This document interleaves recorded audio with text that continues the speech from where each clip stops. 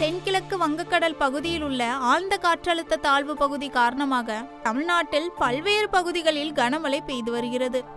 குறிப்பாக தென் மாவட்டங்களில் தொடர்ச்சியாக நல்ல மழை பெய்து வருகிறது. தூத்துக்குடி மாவட்டத்திற்கு ரெட் அலர்ட் எச்சரிக்கை விடுக்கப்பட்டுள்ளது. மாவட்ட நிர்வாக சார்பில் எடுக்கப்பட்டுள்ள முன்னெச்சரிக்கை குறித்து நடவடிக்கைகளை குறித்து மாவட்ட ஆட்சியர் இளம் பகவத் முக்கிய தகவல்களை பகிர்ந்துள்ளார். தூத்துக்குடி மாவட்டத்திற்கு வானிலை ஆய்வு மையம் ரெட் அலர்ட் எச்சரிக்கை விடுக்கப்பட்டுள்ளது. இதன் காரணமாக மாவட்ட நிர்வாகம் சார்பில் முன்னெச்சரிக்கை நடவடிக்கை எடுக்கப்பட்டுள்ளது. 24 மணி நேரம் செயல்படக்கூடிய கட்டுப்பாட்டு அறைகள் அமைக்கப்படும். மழை எச்சரிக்கை தொடர்ந்து கண்காணிக்கப்படும். மாவட்டம் முழுவதும் கடற்கரை கிராமங்களில் 41 படகுகள் தயார் நிலையில் வைக்கப்பட்டுள்ளன. மீட்பு குழுவினரும் தயார் நிலையில் உள்ளனர்.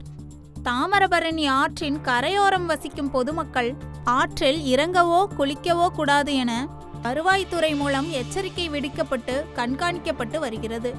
மேலும் அனைத்து துறை அலுவலகமும் தயார் நிலையில் இருப்பதாகவும் தூத்துக்குடி மாவட்டத்தில் மொத்தம் உள்ள 631 குளங்களில் 32 குளங்கள் 70% நிரம்பியுள்ள நிலையில் ஓட்டப்பிடாரம் பகுதியில் 2 குளங்கள் முழுவதுமாக நிரம்பியுள்ளது.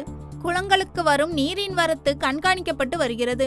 தாழ்வான பகுதியில் இருப்பவர்கள் முகாமில் தங்க வைக்கப்பட நடவடிக்கை எடுக்கப்பட்டுள்ளதாக அவர் தெரிவித்துள்ளார்.